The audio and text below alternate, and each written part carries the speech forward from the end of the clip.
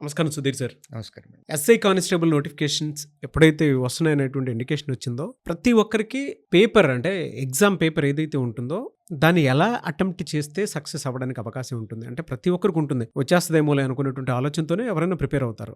But it's a skill. దాన్ని ఎలా చూడాలి? ఎగ్జామ్ పేపర్‌ని ఎలా అవగాహన చేసుకుంటే మనం సక్సెస్ ఈజీగా రావడానికి అవకాశం ఉంటుంది? ప్రిలిమ్స్ అయినా, మెయిన్స్ అయినా మనం ఒక పేపర్ అటెంప్ట్ చేస్తున్నాము అనంటే 200 క్వెషన్స్ ఉంటాయండి. 3 అవర్స్. ఇమాజిన్ ఒక మనిషి 2.5 అడుగుల ప్లేస్‌లో కదలకుండా 3 గంటలు కూర్చోవటం కూడా ప్రాక్టీస్ కావాలి. కదలకుండా 3 గంటలు అలానే కూర్చోవాలి. దానికి కూడా ప్రాక్టీస్ కావాలి. బాడీ కదలకూడదు. మనకిచ్చిన 3 గంటలు అంటే 180 నిమిషాలు, 200 క్వెషన్లు. 200 క్వెషన్లు చదవాలి. ఒక్కొక్క క్వెషన్‌కి 4 ఆప్షన్లు ఉంటాయి. అంటే 800 ఆప్షన్లు ఉంటాయి. సో ఒక క్వెషన్‌కి 1 నిమిషం కూడా టైం లేదు మనకి. ఒక క్వెషన్ చదవాలి, 4 ఆప్షన్లు చదవాలి. మనం చెయ్యాలి. ఇచ్చిన 4 ఆప్షన్‌లో ఏ ఆప్షన్‌కి మ్యాచ్ అవుతుందో చూసుకోవాలి. తర్వాత మళ్ళీ ఓఎంఆర్‌లోకి వెళ్ళి బబుల్ చేయాలి. ఒక్క దగ్గర బబుల్ మార్కింగ్ తప్పొచ్చినా సరే మొత్తం అంతా పోతది. సో దీనికి కూడా చాలా ప్రాక్టీస్ కావాలి. రీడింగ్ స్కిల్ ఉండాలండి. క్వెషన్ని తక్కువ టైంలో చదివి అందులో మనకి కావాల్సినటువంటి ఇన్ఫర్మేషన్ని మాత్రమే గుర్తుపెట్టుకొని మనం క్వెషన్ సాల్వ్ చేసి ఆప్షన్లోకి వెళ్ళాలి. చాలామంది ఆస్పిరెంట్స్ చేసే మిస్టేక్ అంటే వాళ్ళకు కూడా తెలియదు. క్వెషన్ ఒకసారి చదువుతారు, మళ్ళీ సాల్వ్ చేసేటప్పుడు మళ్ళీ క్వెషన్ దగ్గరికి వెళ్ళి మళ్ళీ ఇంకోసారి చదువుతారు. రెండోసారి చదివేది దేనికి అని అంటే ఇన్ఫర్మేషన్ కలెక్ట్ చేసుకోవటం కోసం. నంబర్లు ఉంటాయి, ఆ నంబర్లు తీసుకోవటం కోసం క్వెషన్ని రెండోసారి చదువుతారు. అరే గ్రాడ్యుయేషన్ పూర్తి చేశాము, ఇంటర్మీడియట్ అయిపోయింది, మెజారిటీ గ్రాడ్యుయేట్సే ఉంటారండి. మనం గ్రాడ్యుయేషన్ పూర్తి చేసి 3 లేదా 4 లైన్లలో ఉన్న ఇన్ఫర్మేషన్ని గుర్తుపెట్టుకోలేకుండా మళ్ళీ రెండోసారి చదువుతున్నాము అని అంటే అసలు మనకు తెలియకుండా మనం ఎంత టైం వేస్ట్ చేస్తున్నామో అర్థం చేసుకోవచ్చా? ఒక క్వెషన్ ఒకసారి చదివి అందులో ఉన్న డేటాని గుర్తుపెట్టుకొని సాల్వ్ చేసి ఆన్సర్ పెట్టేయాలి. బట్ స్టార్ట్ చేసిన తర్వాత మళ్ళీ కండిషన్ ఏమన్నా ఉందా, ప్లస్ నెంబర్ ఏమన్నా ఉందా అనేది చదవటం కోసం, తెలుసుకోవటం కోసం క్వెషన్ని మళ్ళీ రెండోసారి చదువుతున్నాము అని అంటే వీఆర్ వేస్టింగ్ టైం. క్వెషన్ చేసే పద్ధతిలో కూడా కొన్ని డైరెక్ట్గా చేసి పెట్టాలండి. కొన్ని ఆన్సర్ టు క్వెషన్ ఎలిమినేషన్లోకి వెళ్ళిపోవచ్చు, కొన్ని లాస్ట్ డిజిట్లలోకి వెళ్ళిపోతాం. అంటే నేను క్వాంట్ సబ్జెక్ట్ గురించి మాట్లాడుతున్నాను. అలా ప్రతి సబ్జెక్ట్కి షార్ట్ కట్స్ ఉంటాయి. సో 3 గంటల టైంలో 200 క్వెషన్లను చదివి మనం చేసి ఆప్షన్లో వెరిఫై చేసి ఓఎంఆర్లో మార్క్ చేయాలి అని అన్నా కానీ చాలా ప్రాక్టీస్ కావాలి. At the same time mind set కూడా చాలా చాలా ఇంపార్టెంట్. మెయిన్స్ ఎగ్జామ్ అనుకుందాం. గత సంవత్సరంలో వచ్చినటువంటి నోటిఫికేషన్లో ఓపెన్ కేటగిరీ హైయెస్ట్ మార్కు 126, 63%.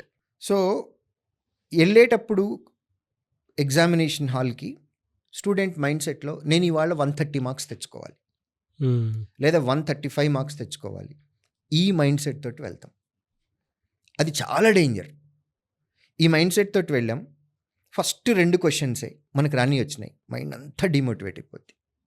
అలా కాకుండా for example if your target is 130 marks, 130 questions, 130 రావటం ఎంత నిజమో 70 పోవటం కూడా అంతే నిజం.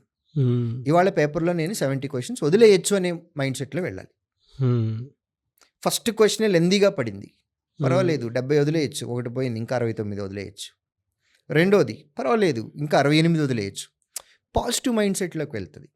అంటే మన మైండ్లో ఉన్నది నెగిటివ్ నెంబర్, అవును, బట్ మనకి యాక్షన్లోకి వస్తున్నది పాజిటివ్ యాక్షన్. మన మైండ్లో పాజిటివ్ థింగ్ ఉందనుకోండి, 130 మార్క్స్ తెచ్చుకోవాలి, 130 క్వెషన్స్ తెచ్చుకోవాలి అని అన్నాం అనుకోండి, క్వశ్చన్ ఫస్ట్ 2 మనకి తెలియని పడింది అంటే మైండ్ డిమోటివేట్ అయిపోతుంది, నెగిటివ్ ఎఫెక్ట్ జరుగుతుంది మనకి. సో ఈ మైండ్ సెట్ కూడా ఇంపార్టెంట్. కాబట్టి క్వశ్చన్ పేపర్లో అంటే మనం సంవత్సరం చదివామా, 2 సంవత్సరాలు చదివామా, 200 పేపర్లు ప్రాక్టీస్ చేసామా, 10,000 క్వెషన్స్ ప్రాక్టీస్ చేసామా, ఇది కాదు. మీకు ఇచ్చిన 180 మినిట్స్లో, మీకు ఇచ్చిన 200 క్వెషన్స్లో మీరు ఎన్ని క్వెషన్స్ కరెక్ట్గా ఆన్సర్ చేశారు అనేది ముఖ్యం. 180 మినిట్స్ అయిపోయిన తర్వాత బయటకు వచ్చి అర్రే ఈ క్వెషన్ ఇప్పుడు గుర్తొచ్చింది అని అంటే మళ్ళీ వెనక్కి ఓఎంఆర్లో పెట్టలేము. ఆ 3 గంటల టైంలో మీ బెస్ట్ మీరు ఇచ్చి బయటికి రావటమే మీరు చేయగలిగింది. ఇందులోనే చాలా స్ట్రాటజీస్ ఉన్నాయి. ప్రిలిమినరీ ఎగ్జామ్ తీసుకుందాం, నెగిటివ్ మార్కింగ్ ఉంది 1/5. మెయిన్స్ ఎగ్జామ్ నెగిటివ్ మార్కింగ్ లేదు, ఒక పేపర్లో 200 క్వశ్చన్లు ఉన్నాయి. 100 క్వశ్చన్లే చేయండి. ఆ 100 ఫస్ట్ 100 అనే కాదు కదా, 200 క్వశ్చన్లో ఎవరికైనా కానీ గ్యారెంటీగా 100 క్వశ్చన్లు వస్తాయండి, డౌటే లేదు దానిలో. కాకపోతే ఆ 100 అక్కడక్కడ ఉంటాయి, అవి వెతుక్కోవాలి. క్వశ్చన్ సగం చదివిన వెంటనే ఆ క్వశ్చన్ మీకు ఆన్సర్ వస్తుందా రాదా అనేది మీ 6th సెన్స్ మీకు చెప్తుంది. మీరు దాన్ని ముందు నుంచి ట్రైన్ చేయాలి. క్వశ్చన్ అంతా చదివిన తర్వాత చేసిన తర్వాత అర్రే ఆన్సర్ రాలేదు అనుకోకూడదు. ఫస్ట్ లైన్లో సగం చదివేటప్పటికి మీకు అర్థమైపోతుంది. మీకు ఎనఫ్ ప్రాక్టీస్ ఉంది, మీకు సబ్జెక్ట్ నాలెడ్జ్ ఉండి, మీరు మీ బ్రెయిన్ని కనుక అలా ట్రైన్ చేస్తున్నట్లయితే సగం లైన్ చదివిన వెంటనే లేదా సగం క్వశ్చన్ చదివిన వెంటనే ఇది నీకు రాదు అని నీకు చెప్పేస్తుంది. ఇమ్మీడియట్గా నెక్స్ట్ క్వశ్చన్కి వెళ్ళాలి.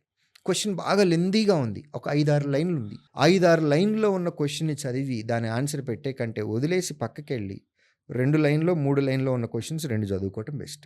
ఇది కూడా స్ట్రాటజీ. సో ఫస్ట్ క్వశ్చన్ వదిలేసి రెండో చేయొచ్చు. మనకు వచ్చిన క్వశ్చన్స్ ఎక్కడున్నాయి అనేది మనకే తెలియదు, ఆ పేపర్ చూసిన తర్వాత మనం చూసుకోవాలి. 200 క్వశ్చన్స్లో మెయిన్స్ ఎగ్జామ్ గురించే మాట్లాడుతున్నాను, ప్రిలిమ్స్ కాదు. 200లో మనకు తెలిసిన గ్యారెంటీగా 100 ఉంటాయి. ఆ 100 ఎక్కడెక్కడ ఉన్నాయో ఎత్తుక్కుని అవి పెట్టేస్తే కరెక్ట్ ఆన్సర్. మిగిలిన 100 ఉన్నాయి. నెగిటివ్ మార్కింగ్ లేదు మెయిన్స్లో, 4 ఆప్షన్లు ఉన్నాయి. మిగిలిన 100 క్వశ్చన్స్ ఏవైతే మనం వదిలేస్తున్నామో వాటన్నిటికీ ఒకే ఆప్షన్ ఇవ్వండి. ఓన్లీ ఏనే లేదా ఓన్లీ బీనే లేదా ఓన్లీ సీనే ఇవ్వండి. ప్రాబబిలిటీ ప్రకారం 25% కరెక్ట్ అవ్వాలి. దరిద్రం నెత్తి మీద ఉంది అని అంటే 20% అన్న వస్తుంది. అదృష్టం బెడ్రూమ్లో ఉంది అని అనుకుంటే 30% వస్తుంది. సో గ్యారంటీగా మీరు 100 కనుక మీరు కరెక్ట్గా చేయగలిగితే మెయిన్స్లో మిగిలిన అన్ని క్వశ్చన్స్కి లెఫ్ట్ ఓవర్ క్వశ్చన్స్ 100 ఏవైతే ఉన్నాయో వాటన్నిటికీ ఓన్లీ ఏలు కానీ ఓన్లీ బీలు కానీ ఓన్లీ సీలు కానీ ఓన్లీ డీలు కానీ ఇచ్చినట్లయితే కనుక అందులో నుంచి ప్రాబబిలిటీ బెస్ట్ కేసులో 25 కన్నా వస్తాయి. That makes 125. అది కూడా ఒక స్ట్రాటజీ. దానికి కూడా ప్రాక్టీస్ కావాలి. ఎందుకంటే ఓఎంఆర్ కదండి, మనం ఏ క్వశ్చన్కి ఆన్సర్ చేసాము ఏది వదిలేసాము అనేది మనకు తెలియదు. లాస్ట్ 5 మినిట్స్ జాబ్ ఇది. సో 5 మినిట్స్లో మనం చాలా మైండ్ చెయ్యి చాలా కోఆర్డినేషన్ తోటి రన్ అవ్వాలి. కళ్ళు మైండ్ చెయ్యి. క్వశ్చన్ నెంబర్ చూసి దీనికి ఆన్సర్ పెట్టలేదు కాబట్టి ఏ, 3 దానికి పెట్టాము వదిలేయాలి, 4th పెట్టలేదు మళ్ళీ ఏ, అలా మైండ్ ఐ హ్యాండ్ ఈ 3 కోఆర్డినేషన్ తోటి చేయాలి.